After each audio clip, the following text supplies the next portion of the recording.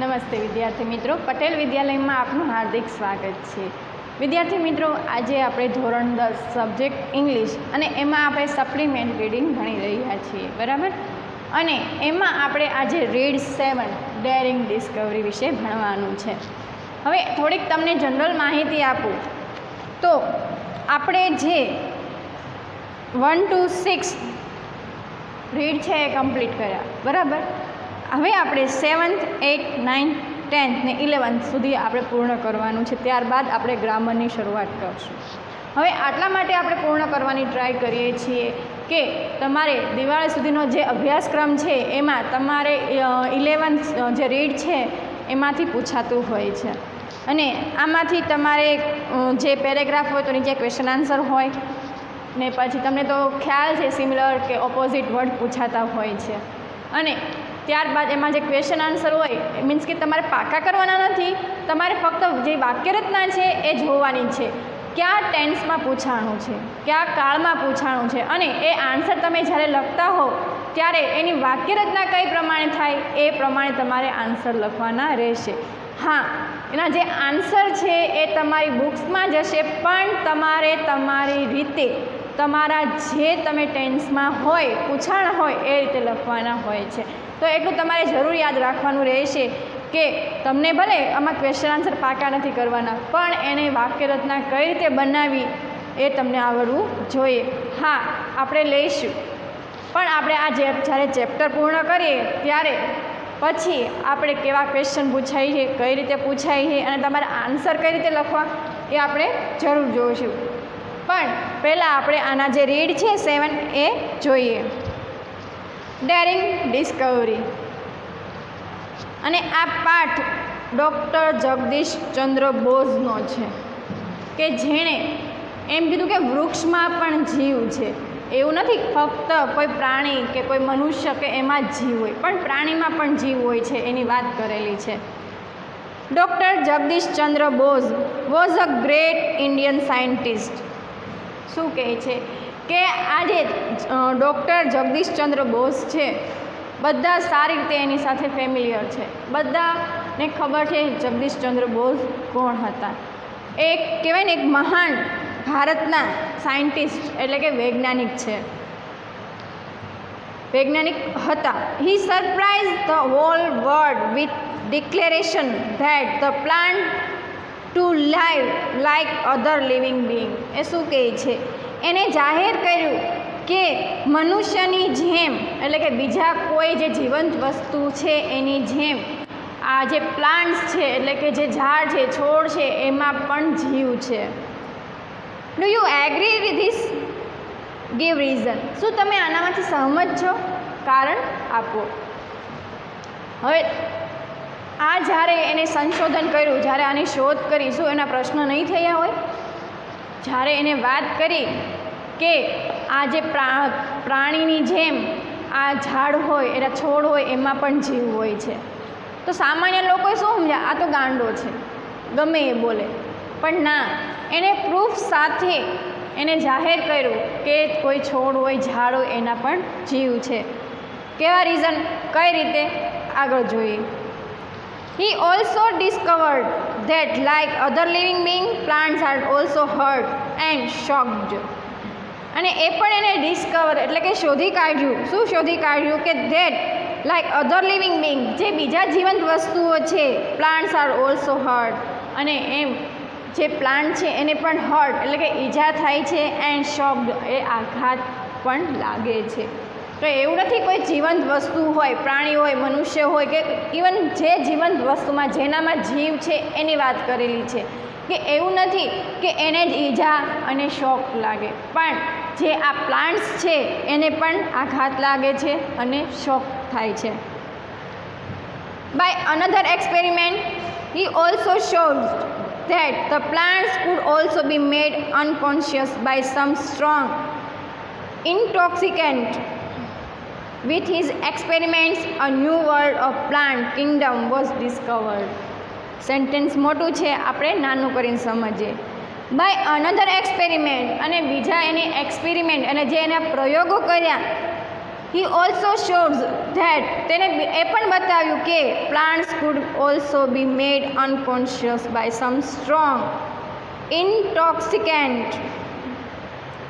એટલે કે બીજા એવું નથી કે જે કોઈ અમુક નશીલો પદાર્થથી માણસો કે જીવંત વસ્તુઓ જ બેભાન થાય, પણ જે આ પ્લાન્ટ્સ છે એ પણ બેભાન થાય છે અમુક નશીલા કે જે માદક પદાર્થ હોય એનાથી. અહીં શબ્દ છે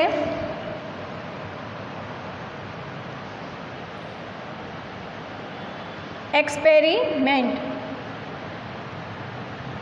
એટલે પ્રયોગ.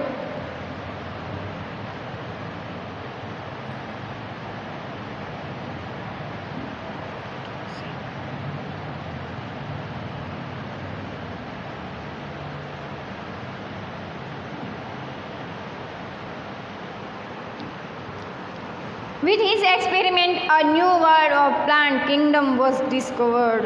એટલે કે આ જ્યારે એને આ એક્સપેરિમેન્ટ કર્યો તો એક નવા જ વિશ્વની શોધ થયેલી હોય એવું લાગ્યું હતું. એટલે કે એના એ જે એક્સપેરિમેન્ટ થયો હતો એ a new world of plant kingdom, નવા જ વિશ્વની શોધ. કોના? કે જે આને ડિસ્કવરી, જે શોધ કરી હતી એનાથી. In 1902, Dr. Jagdish Chandra Bose wrote many articles about his experiment on plants kingdom. એ શું કહે છે કે 1902માં જે બોઝ હતા, wrote many article, એટલે જગદીશચંદ્ર બોઝ હતા એને ઘણા આર્ટિકલમાં લખ્યું અબાઉટ, શેના પર? His experiment on plants Kingdom, જે સામ્રાજ્ય હતું, જે પ્લાન્ટ્સનું સામ્રાજ્ય હતું એના જે એક્સપેરિમેન્ટ કર્યા હતા, જે પ્રયોગો કર્યા હતા એના વિશે.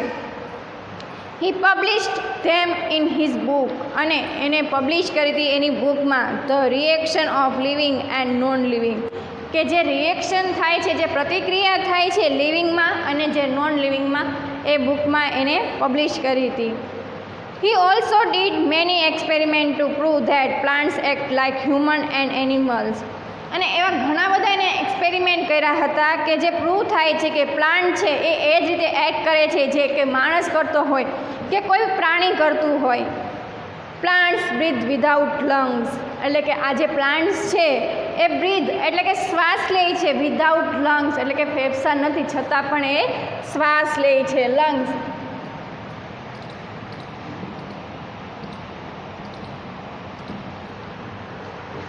તે ડાયજેસ્ટ ફૂડ વિધાઉટ સ્ટમચ, એટલે કે પેટ નથી છતાં પણ એ જે એનો ખોરાક લે છે એ એને ડાયજેસ્ટ કરે છે, પચાવે છે. તે also remain busy in other activities without muscles, અને સ્નાયુઓ, મસલ્સ એટલે સ્નાયુઓ ન હોવા છતાં પણ એ બીજી એક્ટિવિટી હોય એમાં એ બિઝી હોય છે. Doctor Bose invent an instrument, અને જે ડૉક્ટર બોઝ છે એને શોધ કરી હતી એક ઇન્સ્ટ્રુમેન્ટની. ઇન્વેન્ટેડ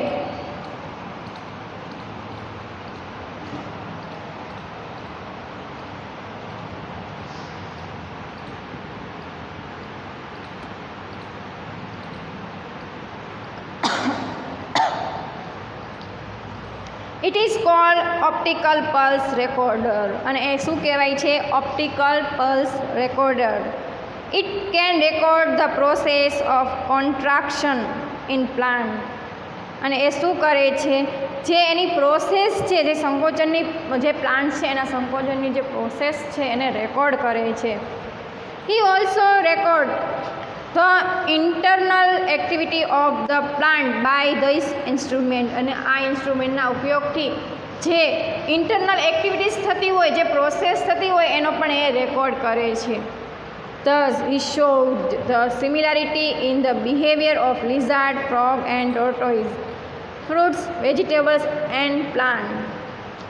અને તેથી એ બતાવે છે, shows the similarities in the behaviour of, એટલે તેથી જે એની સિમિલારિટી હોય, સામ્યતા હોય એ બતાવે છે કોની? લિઝાર્ડની, ફ્રોગની, ટોર્ટોઇઝની, ફ્રૂટની, વેજીટેબલ્સ અને પ્લાન્ટ્સની. He also discovered that the plant also generate electric wave, અને એ એમ પણ કહે છે કે આ જે પ્લાન્ટ છે એને શોધ કરી એમાં એને દર્શાવ્યું કે જે આ પ્લાન્ટ છે એ ઉત્પન્ન કરે છે, શું ઉત્પન્ન કરે છે? ઇલેક્ટ્રિક વેવ્સ એટલે કે વિદ્યુત તરંગ. ઇલેક્ટ્રિક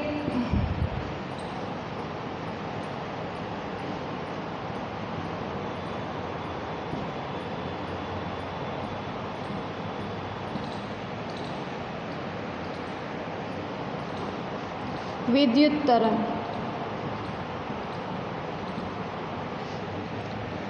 અને જનરેટ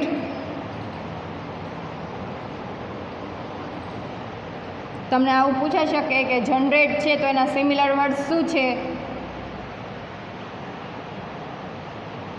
તો બાજુના કાઉન્સમાં લખેલો જ છે પ્રોડ્યુસ અથવા પ્રોડ્યુસ હોય તો એનો તમારે સિમિલર વર્ડ કયો છે, 4 ઓપ્શન હોય તો તમારે શું લખવાનું, generate. And feel tired like all other living Bing, અને જે એ પણ થાકી જાય છે જેમ બીજા માણસ લિવિંગ બિંગ એટલે કે જે જીવંત માણસો થાકી જાય છે એમ એ પણ થાકી જાય છે.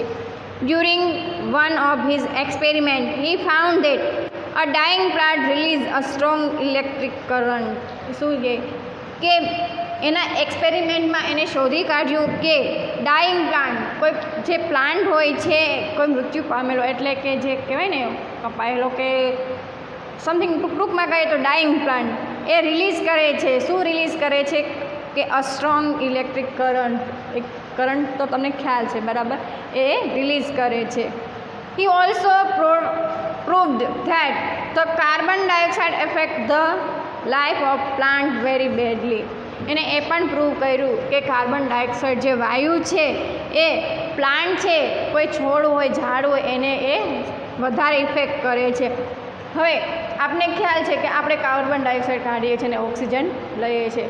નોર્મલી કોઈ જે પ્રાઇમરીમાં સેક્શનમાં હોય એને પ્રશ્ન કરીએ તો એને પણ ખબર હોય કે આપણે જે શ્વાસ લેવાની ક્રિયા છે અને કયો વાયુ બહાર નીકળે અને આપણે કયો વાયુ લઈએ છીએ. એમ અહીં વાત કરી કે જે રીતે કાર્બન ડાયોક્સાઇડ છે એ આપણને ઇફેક્ટ કરે છે એમ પ્લાન્ટ્સને પણ એ ઇફેક્ટ કરે છે. Access intake of carbon dioxide can causes death to the plant. અને વધારે પડતો એ જે આ અંદરની ક્રિયા હોય એમાં કાર્બન ડાયોક્સાઇડ વધી જાય તો એ પ્લાન્ટ હોય એ ડેથ પણ એટલે કે મૃત્યુ પણ પામે છે. તે can be survived by providing oxygen like human being. અને એને જીવંત રાખવા માટે એને ઓક્સિજન પણ પ્રોવાઈડ કરવું પડે છે. Recall any experiment to support this observation. અને આ ઓબ્ઝર્વેશનને એને સપોર્ટ આપવા માટે, આ એક્સપેરિમેન્ટને સપોર્ટ આપવા માટે કોઈ એવી તમે જે ઓબ્ઝર્વેશન કર્યું એને રિકોલ કરો. By one of his outstanding experiment he prove that the plants also feel intoxication on giving some narcotic. અહીંયા શું કહે છે કે he by one of his outstanding experiments he proved that, અને કે એમાંથી કે ને વધારે ઉત્તમ જે એક્સપેરિમેન્ટ છે જેને એને પ્રૂવ કરી દીધું that the plants also feel intoxication on giving some narcotic એટલે કે નશીલો પદાર્થ હોય છે એટલે એ પણ દેવાથી એ ફીલ શું કરે છે, નશો એ ફીલ કરે છે.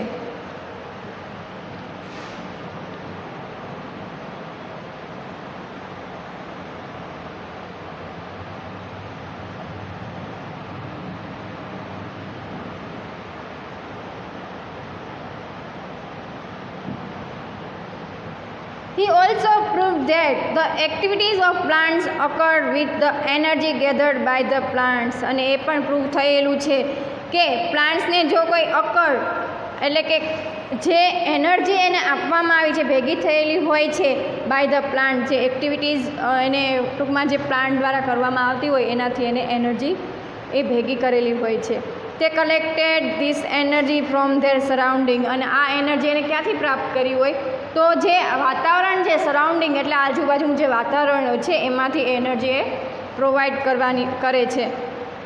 તે સ્ટોર ધીસ એનર્જી ઇન ધેમ. અને આ જે એનર્જી છે એનામાં એ સ્ટોર કરે છે, રાખી મૂકે છે. In 1918 doctor Bose develop a new instrument. અને 1918માં એણે એક નવું જ ઇન્સ્ટ્રુમેન્ટ છે એ ડેવલપ કર્યું હતું. It was called crescography. You are familiar in this world. This વર્ડથી એટલે કે આ શબ્દથી તમે ફેમિલિયર છો એટલે કે જાણીતા છો કેસ્કોગ્રાફી. તમારે જનરલ નોલેજ હોય છે. જનરલ નોલેજમાં કદાચ આવા ક્વેશ્ચન તમને પૂછાતા હોય છે, અત્યારે જ નહીં પણ ભવિષ્યમાં કદાચ તમને આ ક્વેશ્ચન પૂછાઈ શકે કે કેસ્કોગ્રાફીની શોધ કોણે કરી હતી, ક્યારે કરી હતી. 1918માં. કોણે કરી હતી? ડૉક્ટર સુભાષચંદ્ર બોઝ. આગળ જોઈએ. It enlarge the movement of the plant 10,000 time એટલે કે તે છોડના જે હલનચલન છે 10,000 ગણું વિસ્તારી શકતો એટલે કે જે મુવમેન્ટ્સ થાય છે એને એ કહેવાય ને એનલાર્જ એટલે કે વિસ્તારતું હોય છે, એને કહેતું હોય છે, નોટ કરતું હોય છે. It also note down the changes અકર્ડ in the plant within 1 minute અને ફક્ત એક જ મિનિટમાં એ છોડમાં જે કંઈ ચેન્જીસ થયા હોય એ નોટ કરી લે છે. About doctor Bose work. જો આપણે બોઝ વર્ક એટલે કે જે આ ડૉક્ટર છે એના વર્કની વાત કરીએ, અ ફ્રેન્ચ થિંકર હેનરી બર્ગસ એટલે કે એક ફ્રેન્ચ થિંકર છે હેનરી બર્ગસ તો સેડ અને એને કીધેલું હતું કે the Bose work give speech to the mute plants એટલે કે મૂંગા છોડને એક વાચા આપી છે. His work help us to understand the plants word અને આ એને જે વર્ક કર્યું હતું તેનાથી આપણને મદદ થશે એના જે પ્લાન્ટ્સ છે એ સમજવામાં. Now he know what the plants want અને હવે આપણે જાણી શકીએ છીએ કે જે પ્લાન્ટ્સ છે એને શું ઈચ્છતા હોય છે. વેન ડુ ધે સફર એન્ડ વોટ પ્લીઝ ધેમ અને એને કેવી વેદના થાય છે અને એ શેનાથી એને કહેવાય ને પ્લીઝન્ટ એટલે કે સુખ મળે છે. We can feel the voice and breathing of plant by an instrument અને આ ઇન્સ્ટ્રુમેન્ટથી એની જે બ્રીધિંગ શ્વાસોશ્વાસની ક્રિયા છે અને એનો જે અવાજ છે એ પણ નોટ ડાઉન થાય છે અને એ ફીલ પણ કરે છે. thus he proved that the plants are living breathing being એટલે તેથી આપણે કહી શકીએ કે કોઈ પ્રાણીની જેમ છોડ પણ એ શ્વાસ લે છે અને જીવે છે.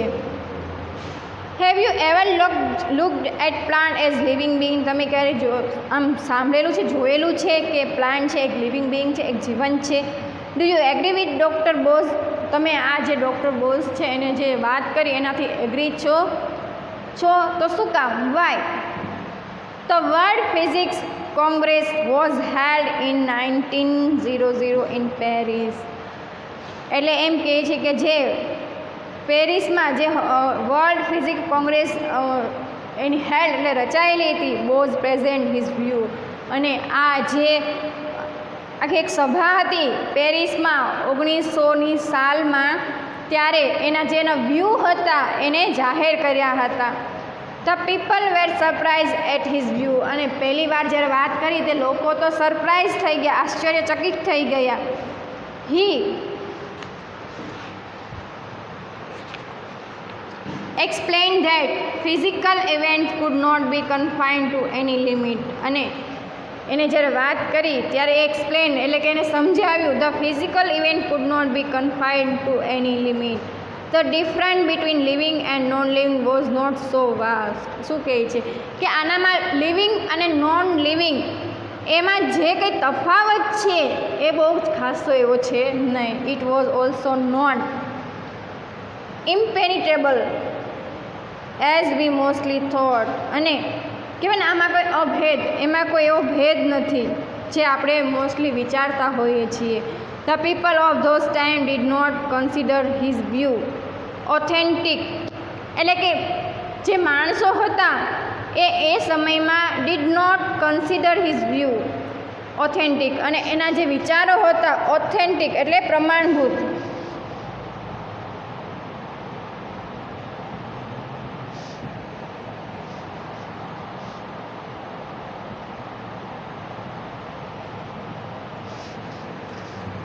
He also gave practical demonstration અને એને પ્રત્યક્ષ નિદર્શન પણ આપ્યું.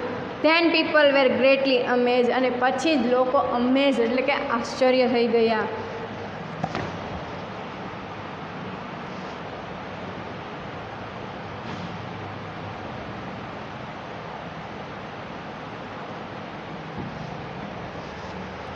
In 1917 the British government in India honoured him with the title of sir. એટલે કે 1917માં બ્રિટિશ ગવર્મેન્ટ જે ઇન્ડિયામાં જે બ્રિટિશ ગવર્મેન્ટ છે 1917માં એને સરના ટાઇટલથી એને નવાજવામાં આવ્યા. On his 59th birthday Bose founded a research institute in Kolkata. અને એને એક રિસર્ચ ઇન્સ્ટિટ્યૂટ છે એની ફાઉન્ડેશન એટલે કે સ્થાપવામાં આવ્યું. ક્યાં આવ્યું છે? કોલકાતામાં.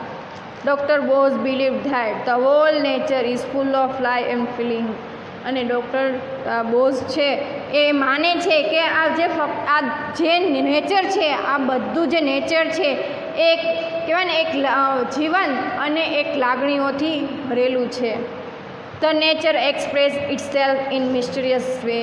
અને આ જે નેચર છે એ એક્સપ્રેસ કરે છે ઇટસેલ્ફ ઇન મિસ્ટિરિયસ વે. એટલે કે મિસ્ટરીઝ એટલે કે કહેવાય ને એક પોતાની રીતે એ જે એની વાતચીતો છે એ એક્સપ્રેસ કરતા હોય છે. We can communicate with it if V understand it correctly. આપણે તો જ એની સાથે અનુબંધ બાંધી શકીએ જો એને આપણે વ્યવસ્થિત એને સમજી શકતા હોય, એને અન્ડરસ્ટેન્ડ એટલે કે સમજી શકતા હોય. તો આ પાઠ જોઈએ તો એક મહત્ત્વનો કહેવાય. ફક્ત તમારે એક્ઝામ માટે નહીં પણ ભવિષ્યમાં તમે કદાચ જીકે એટલે કે જનરલ નોલેજની એક્ઝામો આપવાની તો થાય જ બરાબર બધાને. કેમ કે કોઈ ગવર્મેન્ટ જોબ લેવી હોય તો અત્યારે પહેલાં ફર્સ્ટ તો એક્ઝામ લે છે, ત્યારબાદ એ લોકો સિલેક્ટ કરે છે. તો કદાચ આમાંથી એક પ્રશ્ન પૂછાઈ શકે, શ્યોર નહીં, કદાચ બરાબર ઇનકેસ પૂછાઈ શકે તો તમે જો આવડતું હોય તો લખી શકો.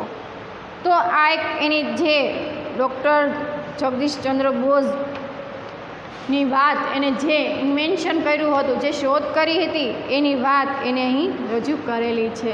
તો અહીં આપણું આ યુનિટ છે રીડ 7 એ પૂર્ણ થાય છે. હવે આપણે નેક્સ્ટ લેક્ચરમાં રીડ 8ની શરૂઆત કરીશું. Thank you.